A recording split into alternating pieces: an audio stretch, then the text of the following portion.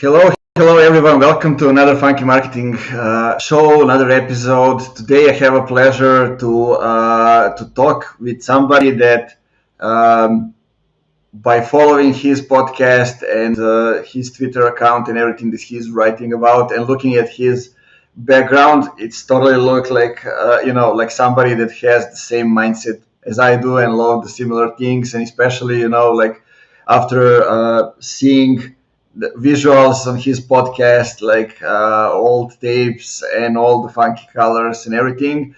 And I mean, he's a guy that has been in the industry for like, especially in B2B SaaS, more than I have. So like around 12 years, and somebody that has messaging, positioning, sales alignment, demand generation, content creation around his head all the time, thinks about it, and I guess that's what it takes to get to great results. So join me to welcome Brett McGrath to the Funky Marketing Show. Nemanja, thank you so much for having me. I look forward to the conversation. I've been enjoying following your content. I see your face everywhere, so that means I think you're doing a good job, whether it's on Twitter, LinkedIn. You're very well connected, and I think someone who appreciates the community, and I know we're going to talk a little bit about community in this conversation, but thanks for having me. Yeah, I think it's a lot about distribution. Yeah, that's some of the things that lots of companies are missing. You also got kind of the similar conclusion, and you also have the solution. So we're gonna talk about this as well. But tell me, why did you choose like the visuals for the podcast, which are like old school retro vibe, those things? Yeah. So when I joined the Juice, I told our CEO I think that we needed to jump in and have a podcast right away because our platform is about curating the best content in B2B, and I wanted to curate the best content creators in B2B on the show.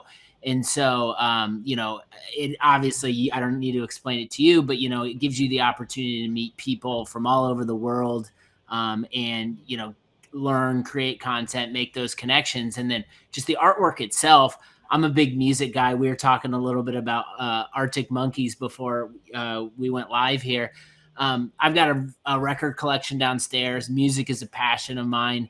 And when I think of the word curating, I always think of mixtapes. And we traded mixtapes and mixed CDs in high school and even earlier in middle school. And so whenever I hear curation or it being curated, I always think of a mixtape. And I thought, what a cool way to work with design to kind of bring out that passion of mine, but also tell the story of what we're doing on the podcast. So the cassette tape, it does get a nice reaction, and I really dig it. So I think it's a kind of passion of what I'm about and just what I love in music, and then also it aligns well with what we're trying to accomplish with the show. Yeah, I love that. I mean, same here. We just choose the old TV, and basically, like when we publish the episodes live on LinkedIn, we are basically inside the old TV frame, and like it kind of gets people emotionally connect with you, like through those retro vibes, old school things. Like people love looking back, and kind of got to emotions that are not connected necessarily to the music, to the television, whatever, but also to the people that they remember. Yeah, 100%. I think I try to, in everything I do, I try to infuse a little bit of nostalgia in my copywriting and and design and what I'm talking about on Twitter. I think those analogies and trying to connect people back to their past. It's all about cutting through the noise, right? We're trying to earn people's attention. And I think if you can connect someone back to a previous time in their life that makes them feel something, the odds of them going in, listening to your podcast, reading your article, watching your video goes up. So I think nostalgia is a super underrated quality that I've used to cut through some of the noise. And I think could be something a lot of other marketers might use to level up and get more people reading their stuff. Yeah, I'm seeing the same thing. Like I think 2 or 3 weeks ago, we have this thing here in Serbia when we celebrate the saints. So each house has a saint, and we call it Slava. And like I don't celebrate it, but my father was celebrating it. So I just like cook a good lunch, use some a couple of glasses of brandy or something like that just to remember him. And I posted that on LinkedIn, and I posted the video of us. We were organizing the huge summer camp in the mountains to kind of stop mountain villages from dying, and we gather all the people from the village, do the show for them, but they didn't want to go. So we took out the guitar. The guy had a guitar and started singing different songs, and it was the last summer of when my father was alive. And and I posted that video on LinkedIn, and it was one of the best performing posts over there. People, got attached to it. Like, I gotta go and call my dad. Like, Nemanja, my dad says hi, or like, I gotta go and sing something with the friends, or like, kind of. It doesn't necessarily the content needs to be related to the business. Sometimes we can go and, have one post that is totally out of everything and just brings you in emotionally with your audience. I think with that and what you were just describing, and I was hanging on every word you were saying, is that it drives story and narrative, and people get sucked into stories. You can stand up in in the US, everyone's going to Thanksgiving tomorrow. They'll be visiting their loved ones, and people will be in those rooms. They'll be cooking, and people will see family members they haven't seen in a long time. Inevitably, we'll all have stories, and we're all storytellers in that setting, and we all have everyone's attention, and we laugh, we cry, we comment. And I think just in marketing in B2B, something that might seem sterile at time and might seem boring at time, like there's so much opportunity to inject excitement and inject nostalgia, inject narrative and stories into the work that we do. And I think brands and people who are doing that right now are cutting through a lot of noise and earning that attention of the audience members quicker. Yeah, but I mean that's what brought me to B2B, working with B2C companies and seeing that B2B everything is foggy, mystic, no people, no personalities, only features, everybody talking about themselves. And then you go and you do something differently. And like I want to see like the New Year commercials the way Coca-Cola does them in B2B. Like that's kind of what we need to see. In it won't happen soon, but it's already there. People started to take a different approach. 100%. Yeah, I think a lot of people want to infuse B2C with B2B, which is cool. Like, we should gain inspiration from other areas. I'm looking for the B2B companies who do some of that, but then start helping us drive B2B into a place where we go to be entertained and be educated. And I know we're going to talk a lot about it, but that's what I'm finding in the modern day marketer and the individual who I believe is the catalyst for change in B2B. They're doing those things. And part of what I'm trying to do with my show, my platform, and At the Juice is elevate those people up and say, hey, you don't need to do things like we've done it 5 to 10 years ago. Like, look at what these people are doing. They're building brand, they're earning trust, and they're doing it in a different way. So I think the opportunities are endless in B2B. Yeah, I totally agree. So tell us a little bit about, you mentioned modern day marketeer, and you kind of that was kind of how you defined, the hero of your story over there in Juice. So what's a modern day marketer? It's a like flashy name to say, but how did you come up with that, and what it actually means? I know that you are doing things a little bit differently. So like no ICP, but you define it a little bit differently, and tell us a little bit about that. Yeah, so I really view it as a journey and an exploration, and it started with the 3C podcast. And I first, before I started the podcast, I started having these conversations with individuals because it had been a while since I'd been in the MarTech space. I started there, worked in a bunch of different verticals, and I came back and I realized things were a lot different than when I had left it. And so I'd have these conversations, and I realized, wow, like these individuals are going about gaining attention, earning trust a lot different than when I left this space. And so that's when I kind of took a step back and I said, well, this is pretty powerful. I think we should start sharing these stories because I'm learning a ton with the audience that we're trying to develop. So throughout this process of doing the podcast, meeting modern day marketers from all over the world, um, it wasn't the modern day marketer from the beginning, but it formed over a period of time. And so I view the modern day marketer as the individual who is the catalyst for change in B2B marketing. It is the individual that doesn't necessarily need to be the VP or the CMO. It can be the individual contributor who walks into their organization and teams are doing things the old way or the way I grew up doing B2B marketing and are questioning it and saying, well, why are we putting forms in front of this? Like, shouldn't we make our content more accessible?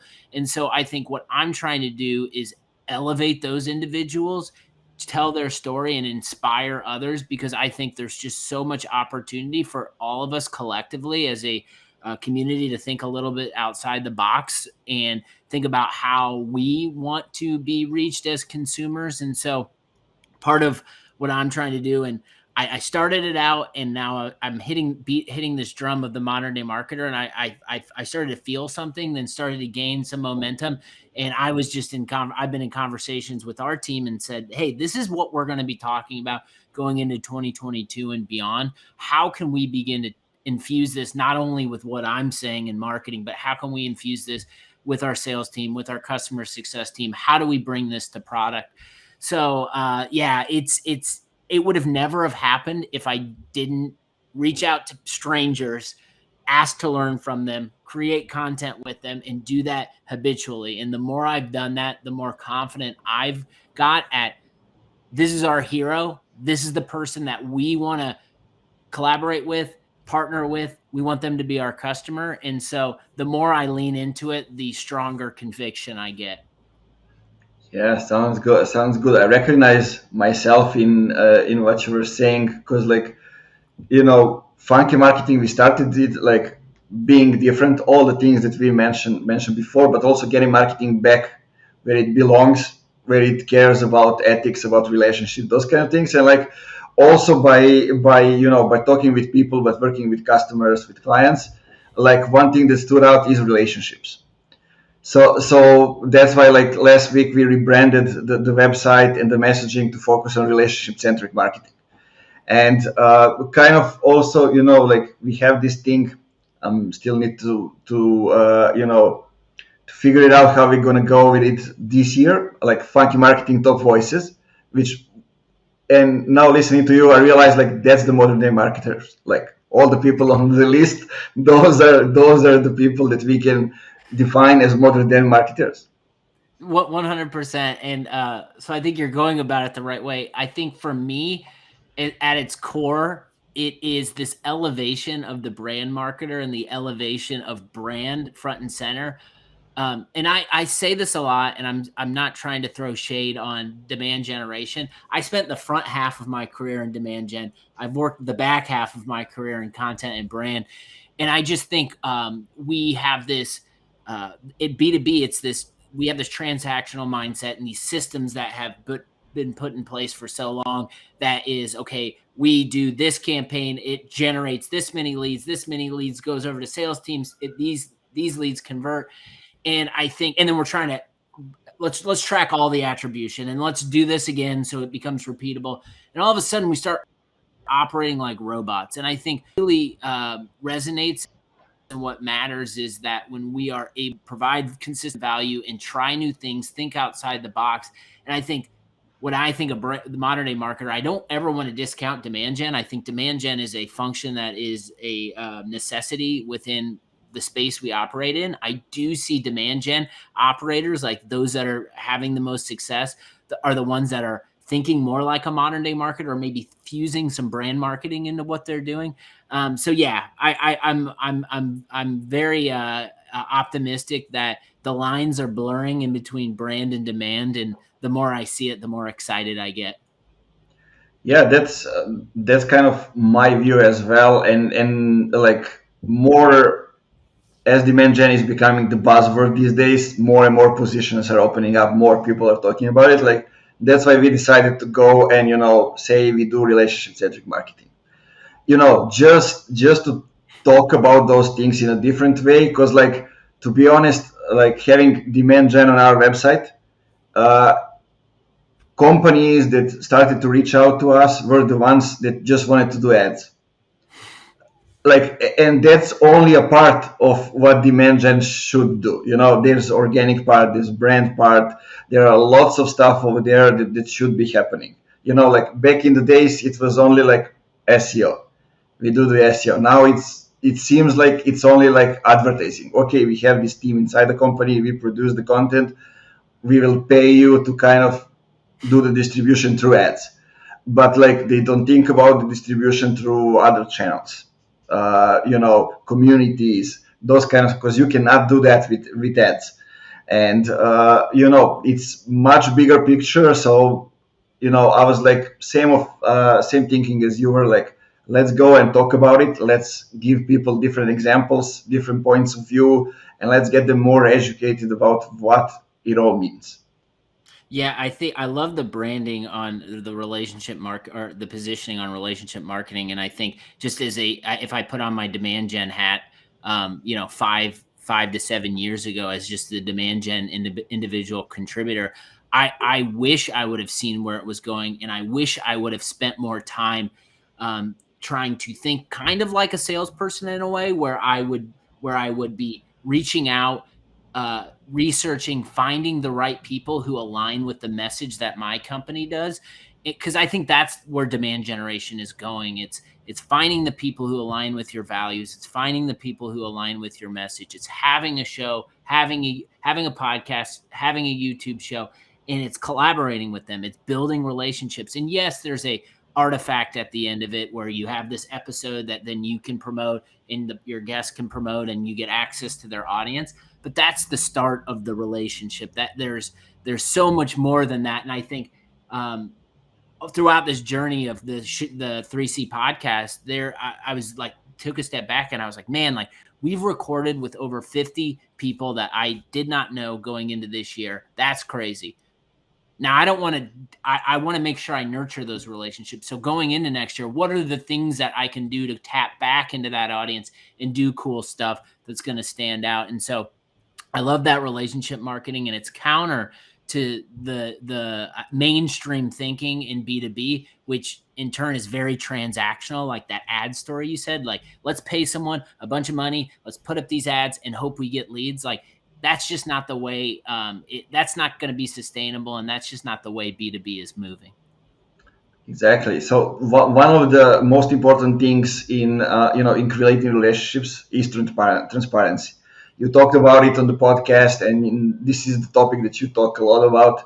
So I want to ask you, what do you consider as being transparent? Like, it can mean a lot of stuff. So I want to just kind of get your thoughts around it. Yeah, so I think when you have a vehicle like a podcast, a blog, it gives you the opportunity to make a connection with your audience and get them to understand who you are as an individual. And I think you can see it today. You look at all these B2B brands, and they've got Twitter accounts, and then they've got the individual at the company who is their evangelist, who has 10x more followers than their brand does. And so I think the rise of the individual is happening right now. People want to hear from people. People don't necessarily want to hear as much from brands. And so with that at the center, I think it gives the individual creator the opportunity to be real and authentic, and think and communicate with their audience like you are a friend or someone who they want to make a connection with. And that's what I try to do. What I try to do at the Juice is I try to take anyone who is in our audience, I try to give them a peek behind the curtain at what we're building, how we're thinking, what's good, what's bad, what we failed in. And I try to do this through stories. I do this with the blog posts. I do this with our podcast, the Blend, which is our newsletter that we put out every week. And the more I lean into being a real person, I had a daughter. We had a daughter. Tomorrow she'll be 7 weeks old. She's changed my life. It's amazing. And I wanted to let the audience know that, like, yes, I have a baby on the way. I'm going to be out of commission for a little bit. My team is going to take over these areas. And then when the baby was born, I wanted to share a picture of her to the audience and say, hey, look how I'm a proud dad. And this is marketing's important, but like my life has changed. This is way more important. And I just want to be real with people. And I feel like the more real and authentic I am, whether it's the good or the bad, the stronger the connection is on the other side. And I've learned to do this because I put myself in the shoes of the content consumer. And for me, it's like those are the people I want to follow. Those are the people I want to hear from. The people that have built trust with me are the people who are letting me know what music they listen to, letting me know that when their wife's asleep, what they watch on Netflix, like those kind of stuff. Like that's just being real, and that's what I appreciate. So that's what I'm trying to do. And I also will say, when I joined the Juice, our CEO, Jonathan Gandalf, was very big in this idea and this trend of building in public. And it was one of the reasons why I joined the Juice is because I'd have the opportunity to be myself and lean into crazy ideas and honesty. And so I think from the top down here at the Juice, that's something that I've been really proud to work here, is just everyone's openness and honesty. And I think it translates from our internal conversations out, and I can feel the momentum around it on a day-to-day basis. Yeah, because like people often forget that social media is just like extension of what's happening inside the company. Because I work a lot with companies and create sort of a hub inside the company, which then goes out on LinkedIn or on other channels, and it won't happen if there isn't collaboration, support, and trust inside the company. So when you have that, then the content creation becomes much easier, and because you trust in, that you will get the feedback even before you go and post something, or to have the freedom to talk about certain topics, or those kind of stuff. So maybe we can go into a little bit into some hints of how can people actually create great content. There are lots of advice around there, like you do this to create content, you do this, but what are a couple of things that they can do to create content which is not like average, but a little bit above that? So, at the simplest form, my recommendation to anyone would be write for people, don't write for machines. And I think we have gotten so used to thinking about the keywords that we want to stuff in the blog post and how we want to make Google react to what we write. We've lost sight of telling stories, being honest, and driving narrative and being real. And so I think I would start there. I love writing. I think writing is the most powerful tool that we have in marketing. And I would say if you're a marketer, a team of one or a team of several, I would always get into the habit of writing every week. Write every day if you can. Don't if you elevate your career, you can bring on new writers, but always make sure that you're getting involved in the process, because I think that there's so many that's such a rich skill that can help elevate the brand that you're building. So that would be my strongest recommendation in terms of content creation. The other one would be making sure you're not just doing it yourself. You alluded to individuals within organizations buying in and enjoying content. And I think the role of the content marketer, one of the most important traits is being a content facilitator. And that's not only externally, that's internally. But when you have your people bought into your content and what you're building and designing, they want to be a part of it. And you need to, as a content creator, you need to empower them and make sure that they can share their voice that aligns with the story that you're trying to tell. And I think that's always an indicator for me. It's like when people raise their hand and say, hey, like I've got a take and an idea on what you're riffing on over here, and I'd love to create this article on it. Like, to me, that's always like a benchmark of success as a content marketer when other people want to get involved. So like 2 recommendations in terms of great, and that goes externally too. That goes what we just talked about with collaboration, putting on your sales hat. And I don't mean like selling them, like sell them your software. I mean, just like operate like a salesperson, a business developer would do, doing the research, making sure you're sending a message that resonates and you're getting those people. And don't try. It's a process. Make sure you manage that process, and if you do it in a way that people trust you, you're going to be able to maximize that relationship for a while and create really good content. So those are the two: write for people, not machines, and make sure that you are putting on your content facilitator hat too, and not just a content creator. And I think the more I've done that, I feel like it's up-leveled the content that I'm building.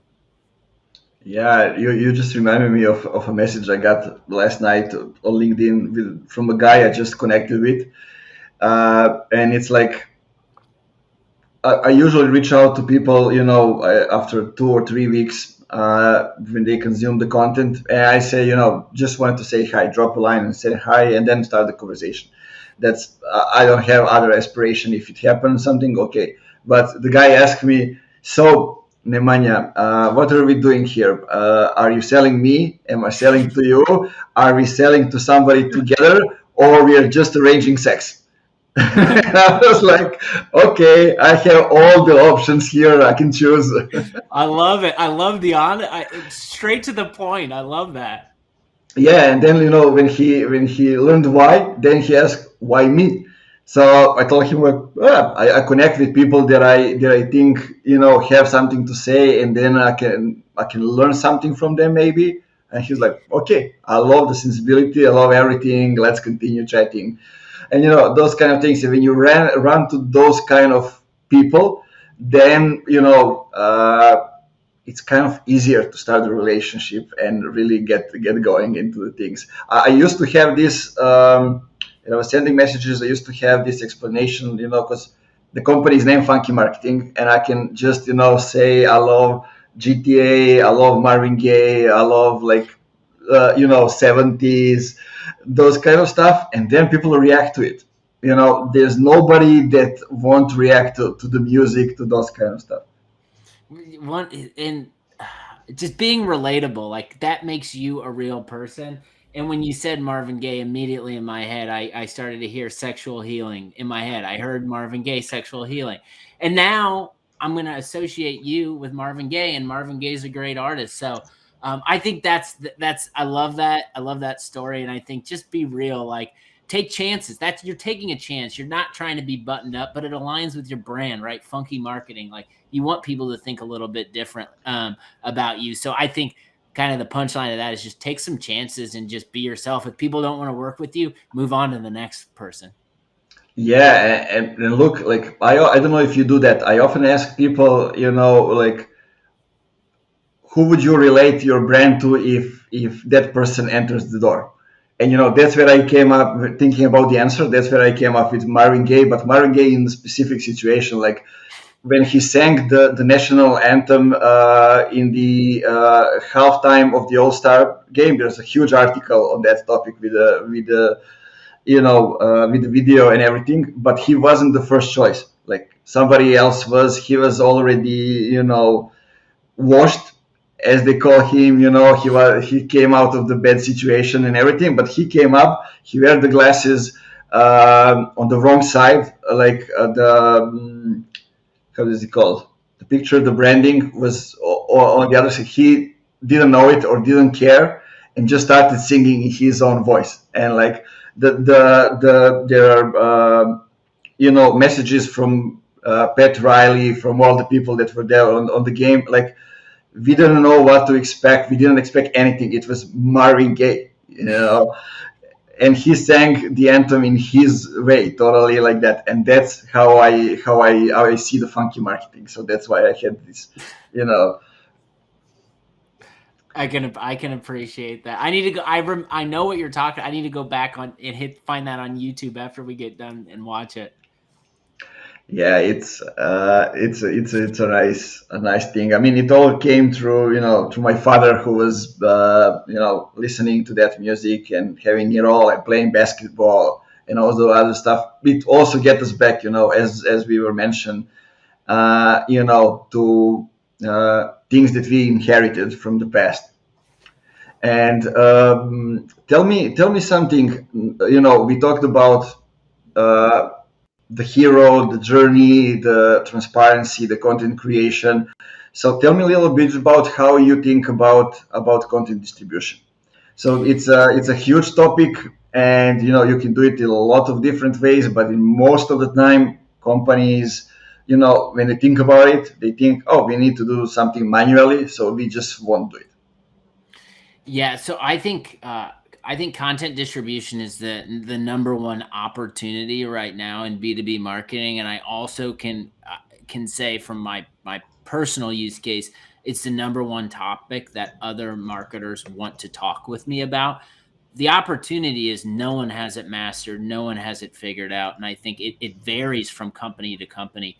And and I was saying this internally the other day. It reminds me a lot of when like account-based marketing came on, where there was account-based marketing companies that supported it, and some people just thought, okay, well, I need to go to these account-based marketing companies and get a solution, and then I can start doing account-based marketing. When in fact, the solution helps support your account-based marketing program, but you don't need one to get started. And I view that very similarly in the same lines as content distribution. Yes. And so I think it is we've spent so much time being this content factory where it's like, all right, we're going to write for machines because we know Google loves our blog posts at 8 a.m. every Tuesday, and we're going to write because we want them to read our keywords, and we want that to be consistent because we want placement. And then it's just we're not even thinking, we're just writing, and boom, boom, boom, just there it goes. And we don't take a step back and be like, all right, how can I maximize this content? How can I get in front of the right people? And I think what content distribution does, and I think the modern day marketer is thinking very diligently about content distribution, it allows the creator to take a step back and figure out, okay, what can I do? Like, what is my, like, if I've created this, like, what's my scouting report on how to get this to the right people at the right time? And that's where I really think there is manual work to it. I talk to my team and I say, I let them know about, because that's a place we play in at the Juice. I think we have an audience, we're distributing content. I believe we can do even more. And so I tell them it takes me so much time every day when I publish a new piece and go through the process of writing different copy for every different channel. And it's not all the same, and it's not cookie cutter, because I think that would be the same as kind of your batch and blast, and it would fall on deaf ears. But I think the modern day marketers who are taking the time to customize what they're doing for each channel and finding new channels are the ones that are winning. And that's where I think like communities play such a big role. Like for me, it's like Superpath. Jimmy Daly has one of the most amazing content marketing groups out there. And just listening and hearing and finding opportunities to be like, you know what, like you're struggling with that. I actually just wrote this article, or I just had this podcast guest on, like they went deep in this area. Let me share it with you. Like there's so much opportunity to just get deep and build relationships in communities. So I am by no means, I would say I'm surprised in a way about how curious the community is about this. And I think there are examples of people that are doing it, like pushing it, leaning into it. But I think there's just so much more runway and opportunity to think more strategically about how we distribute content. And I think that's where the Juice can play in, and we can fit in there in that content distribution category that is not even, it's forming. But yeah, I think it just takes work, right? And people want immediate results, and people want to know that their posts that they put out in a community led to this many visitors and led to this many leads, when you should just be like, all right, I'm showing up here, I'm adding value, and people are coming our way, people are subscribing to our newsletter and that sort of thing. So opportunities are endless. I'm excited about the amount of people that want to think more about it. And I think just with my show, with what we're doing at the Juice in terms of the content we're creating, it's a topic that I certainly will be talking more about. And what I'll be doing is pulling in those people who I think are doing it well, so I can learn from them, and in turn our audience can learn from them too. Yeah, that's the most important part. Like you should think about distribution even before you start creating the content. And it is, and also like what you said, the last is, like including people not only in creating content, but also into the distribution. Because when you create it together, then you will distribute it together. And and this is how you get additional set of hands to to help you out in that. Just by planning it out and by creating the relationship and connection with people. 100%. I love what you say, and I agree. And I still need to do this. I still need to do a better job of thinking about where you want to put it before you start creating it. And so I'm self-managing myself regularly because I'm taking a look at myself in the mirror and I'm saying, hey, I'm talking about this. I'm trying to say we need to do this better.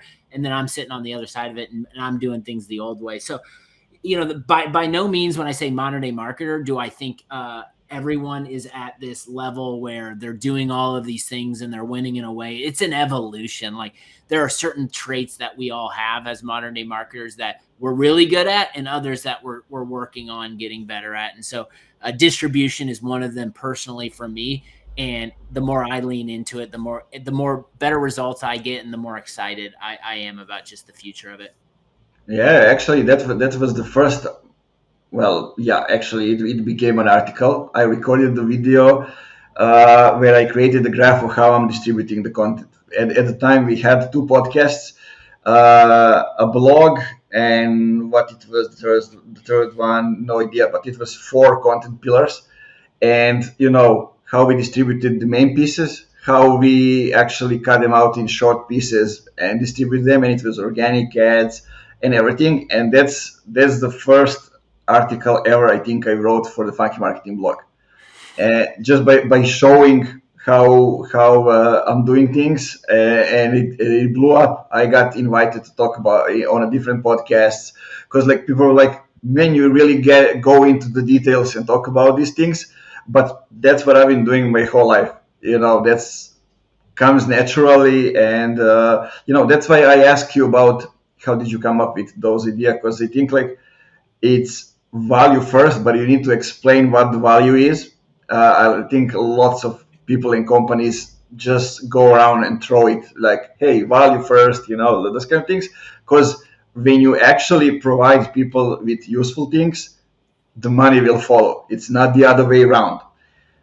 100%. And I think a trait of the modern day marketer that relates to this, that we're actually putting out a collaborative piece next week on this. So be on the lookout, everyone tuning in here. But this quality versus quantity game, like so much of what we've been born into B2B marketing is all about volume, and we need more leads. We need more of this.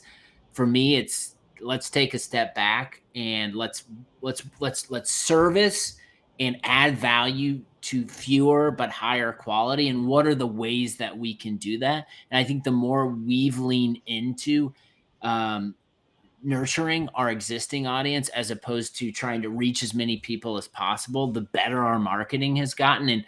And what I did was I collaborated with I think 12 or 14, I can't remember this morning. I haven't had enough coffee. 12 or 14 contributors who believe in this, that the quantity game is dying a slow death.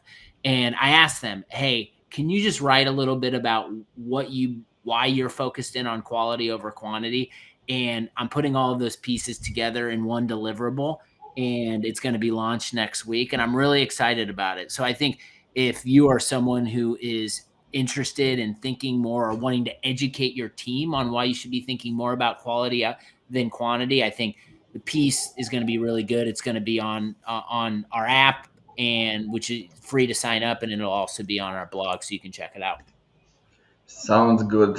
Now, what I want to ask you about, because you're in a lot of communities and leverage them well, I kind of, am inside different communities, but like I have this thing that when everything is in Slack, I just disconnect after 2 weeks or something like that, and I may never enter it.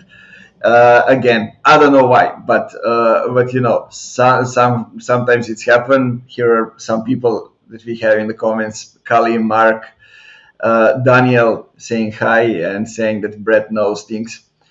But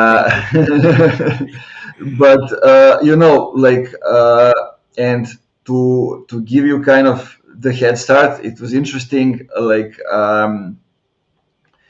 Sangram Vajre from Peak Communities. We connected on LinkedIn, and it was interesting the way he approached me and the way we had a conversation, because he was like, I'm the co-host of the community for marketers by marketers.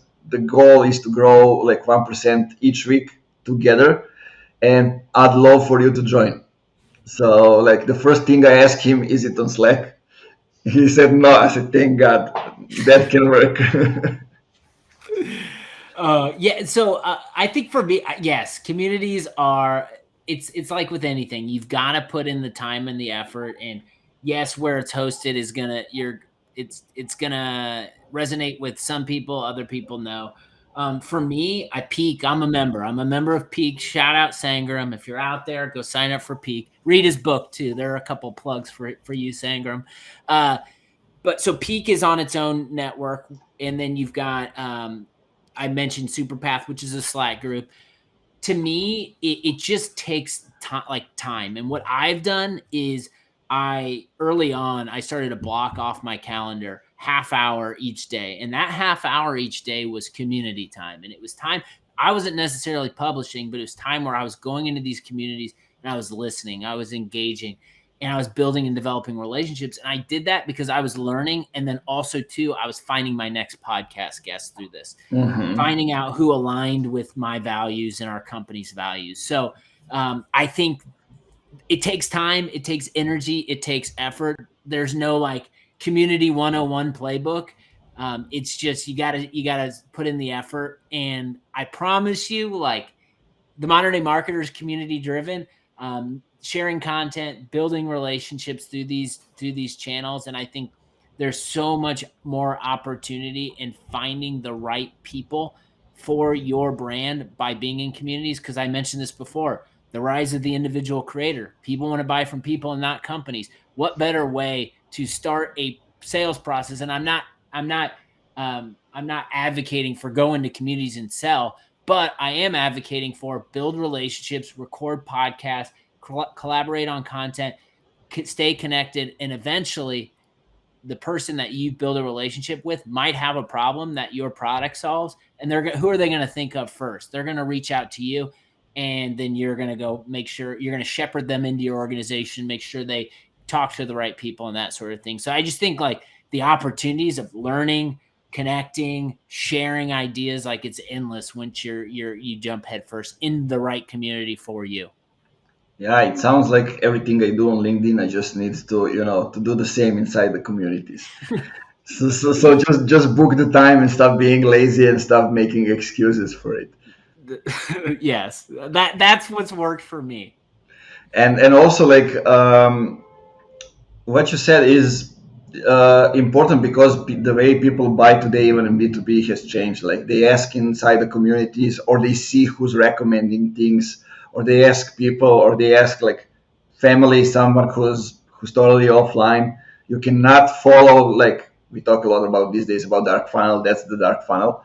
And to be able to leverage that, you got to be in those communities when those people are, and actually do what you said. So engage with people, create relationships, and you don't need to start from offering something that you have for them to buy.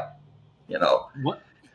Totally. And I think what I noticed in communities that resonated with what we were doing right out of the gates was that this idea of like frictionless content, and how people weren't putting obstacles in front of their content. They were just sharing it in these groups. And I was, within my first 2 weeks of starting at the Juice, people were DMing me on Twitter, news articles and new things. And I was getting text messages from old coworkers with content pieces. And I was like, man, like, this makes so much sense, because if I have something that I'm learning from and I want to share, what am I going to do? Like, I'm going to text my friends, I'm going to Slack them. And I think just this, there's so much sharing that's going on that you as a business or a company don't even know about, but you need to optimize for that. Like if you're not optimizing for that sharing, and you're putting roadblocks in front of your content, then someone's going to go learn from someone else and move on to the next one. Like, things happen so quick. And I just think that's the cool part about communities, is that I've gotten to know so many more companies because I meet their marketers and I consume their content because we have a relationship. And I'm not filling out any forms. I'm not getting hammered by any salespeople. I'm just learning and building those relationships. And I think that's an opportunity with communities. Yeah. I mean, an example, when I first started working in a marketing agency, like I needed to learn a lot. I knew some things, but I needed to learn a lot. So, and I also had another job because it wasn't a high-paying job when I started in an agency. And basically, I was too tired to sleep, so I was just listening videos and also like reading things. Sometimes at the same time, while working things, and I was sharing everything inside the company Slack. And I was sharing so many things and doing so many things that like in 13 months I went from being a rookie to being the first GM of the company that has like 15 people.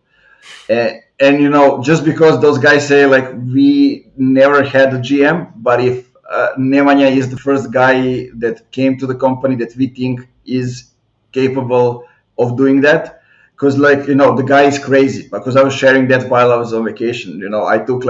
I work 5 hours a day. 5 hours a day, I was organizing summer camps, and I was sharing and then like, this guy is crazy. Look how much he's sharing. Look how the things he's sharing are evolving.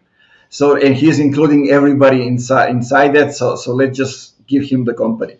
And just wanted to share this. So like it's not something that you cannot do inside the community, inside your own company, or just on any other platform. 100%. No, I love that story. It's what I found is just leaning into doing things different and doing things counter to the status quo typically will generate some sort of response.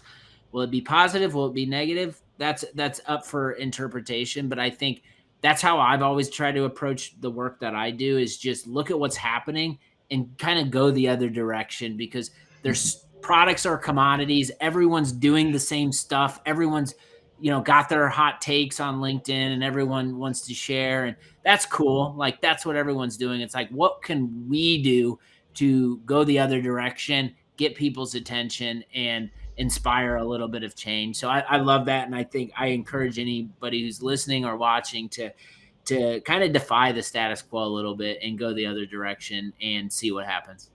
Yeah, and one thing I will say, if you want to learn how to distribute the content differently and to communicate differently, go to Reddit. Like there are tons of subreddits, and all of them are different. Some of them just want you to post link. Some of them don't want you to post link at all. Some of them just want you to have a few sentences about what you are posting. Some of them don't allow you to post anything. You need to actually get into the response, and when you get to the certain point, then you can post. So you will develop yourself to the moment when, well, I can do so many things and I can do them in a different way. But tell me one thing that we didn't mention, or something that's on your mind, because we are coming to the end of the episodes. What's something that you want people to take away from this episode?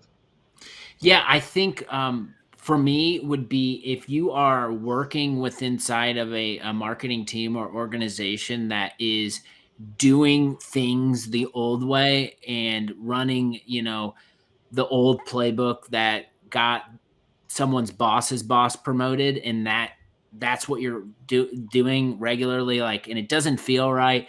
It feels like you're trying to make your audience jump through hoops, catch them in traps, generate leads, that sort of thing, and you're operating inside of this team. Like, don't be scared to have a conversation with your manager and your manager's manager about why you think you should start doing things a little differently. I think that's the inspiration that I have in trying to elevate these voices with the Modern Day Marketer on the 3C podcast, is that there, regardless of role, regardless of experience, there are some really incredible changes happening within these teams because the individual contributor is fed up with it and it says we should do things the other way because I'm learning how to better operate in these communities. I'm learning on Twitter. Like, don't be scared, regardless of your role, to have the conversation internally about implementing the change. And if you're able to do, like, if your manager or your manager's manager doesn't want to hear it, then you might not be working at the right place. So that's what my encouragement would be, is just don't be scared to have those conversations internally. It takes us all to make this community and industry better. And there's just so much runway and opportunity. So that would be my advice. And I'd hope anyone listening would that'd be the primary takeaway. Sounds good. I love that. And I don't have anything to add. I would just say, guys, connect with Brett on LinkedIn, on Twitter. Go ahead, subscribe to their newsletter, follow the podcast. I've been listening to it for the couple of weeks, and you guys really get deep on some of the topics. And I love that because I can just sit down, don't do anything, and listen to you nerd out about things.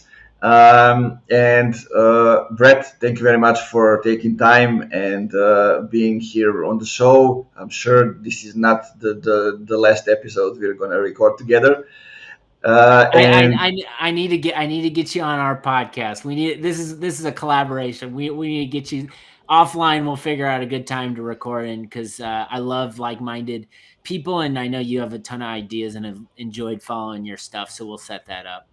Yeah, for sure.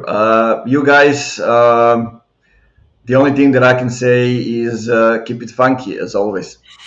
Keep it funky.